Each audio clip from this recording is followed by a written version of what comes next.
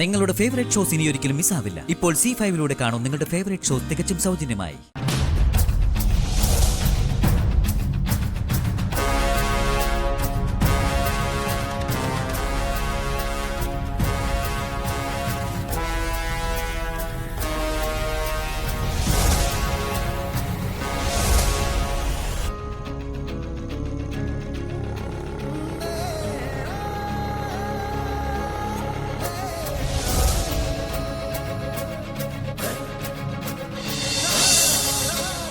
പറഞ്ഞോളൂ, എന്താ അറിയേണ്ടത്? അറിയാനൊന്നുമില്ല. പിന്നെ ഒരു ജാതകം തയ്യാറാക്കണം, ഒരു പെണ്ണിന്റെ ജാതകം. അതിനാണല്ലോ ഞാൻ ഇവിടെ ഇരിക്കുന്നത്. വെറുതെ ഒരു ജാതകം തയ്യാറാക്കിയ പോരാ. മനസ്സിലായില്ല. പറയാം, ഒരു കൃത്രിമ ജാതക ജോത്സ്യര് തയ്യാറാക്കി തരേണ്ടത്. കൃത്രിമ ജാതകോ? അതെ. ഈ ജാതകത്തിൽ ഒരു ദോഷം ജോത്സ്യൻ എഴുതി ചേർക്കണം.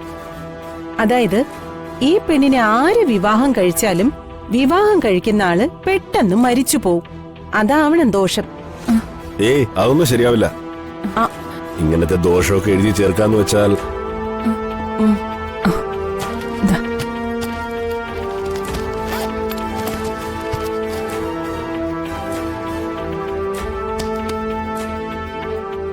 പോരെങ്കിൽ കുറച്ച് പണം കൂടി തരാം, പക്ഷെ കാര്യം നടക്കണം. ഇതൊക്കെ പുറത്തറിഞ്ഞാൽ ആരറിയുന്നു? നമ്മള് 3 പേരും അല്ലാതെ ഒരു പൂച്ച കുഞ്ഞു പോലും ഇതറിയില്ല. ധൈര്യമായിട്ട് പറഞ്ഞ പടി ജാതകം അങ്ങ് എഴുതിയാട്ടെ. ദാ പിടിക്ക് ജോത്സ്യര്.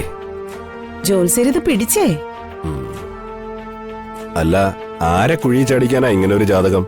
ബന്ധത്തിലുള്ള ആരെങ്കിലും ആണോ പെണ്ണ്? അതൊന്നും ജോത്സ്യര് അറിയണ്ട. പെണ്ണിന്റെ പേരും നാളും ഞാൻ പറഞ്ഞുതരാം, അത് വെച്ച് ജോത്സ്യര് എഴുതിയാ മതി. എന്നാ പിന്നെ അങ്ങനെ തന്നെ നടക്കട്ടെ.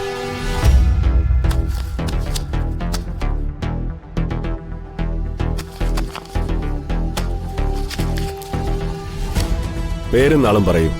പേര് ഗോപിക, നാള് ചോദി.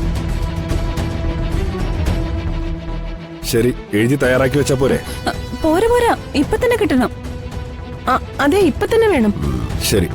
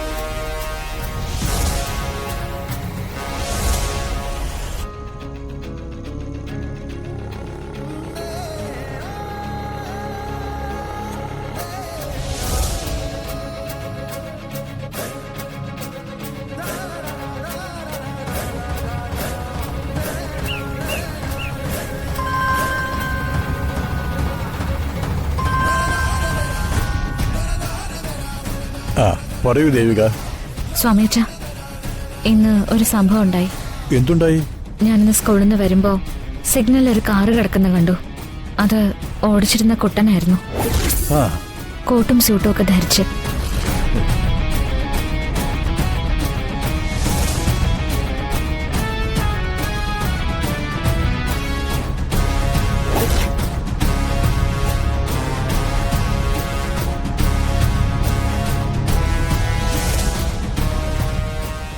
പക്ഷെ അന്നേരം കുട്ടൻ വീണ്ടും കൊച്ചുകുട്ടികളെ പോലെയാ പെരുമാറിയത്.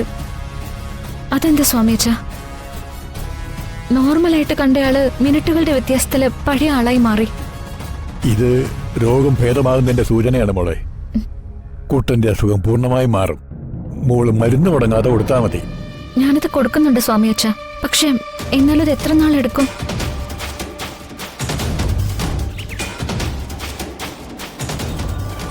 അമ്മേ, സിദ്ധു വരുന്നുണ്ട്.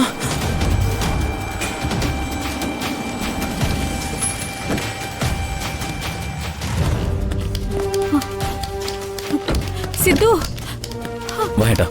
മോനെ, അമ്മേ, നീ ഞങ്ങളെ പേടിപ്പിച്ചു കളഞ്ഞല്ലോ മോനെ. ഇത്രയും നേരം ഞങ്ങൾ ഇവിടെ തീ തിന്നായിരുന്നു. തീ തിന്നാൻ പറ്റും അമ്മേ? നീ എന്ത് പണിയാ സിദ്ധു ഈ കാണിച്ചേ? എന്തിനാടാ നീ ഞങ്ങൾ പറഞ്ഞിട്ടും കേൾക്കാതെ കാറെടുത്ത് പോയത്? ഇപ്പൊ ഒന്നും ചോദിച്ചിട്ട് കാര്യമില്ല. ഏട്ടനൊന്നും ഓർമ്മയുണ്ടാവില്ല. ഏട്ടൻ വീണ്ടും പഴയ അവസ്ഥയിലായി. എന്നിട്ട് വല്ല അപകടം ഉണ്ടായോ? ഏയ്, അങ്ങനൊന്നും ഉണ്ടായതായി തോന്നുന്നില്ല.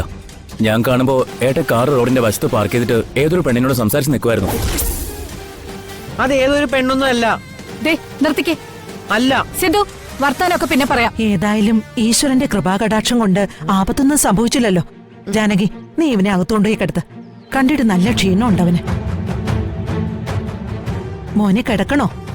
ആ, മോനെ കിടക്കണം. നല്ല ക്ഷീണമുണ്ട്. എന്നാ വാ, വന്നേ.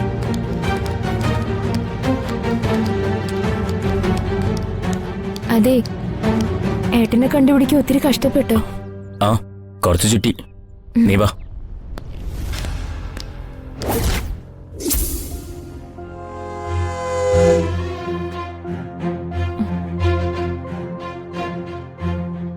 ഇവിടെ നിൽക്കുമല്ലേ, പിന്നെ എങ്ങനെ ജാതകം മാറ്റും? വാ.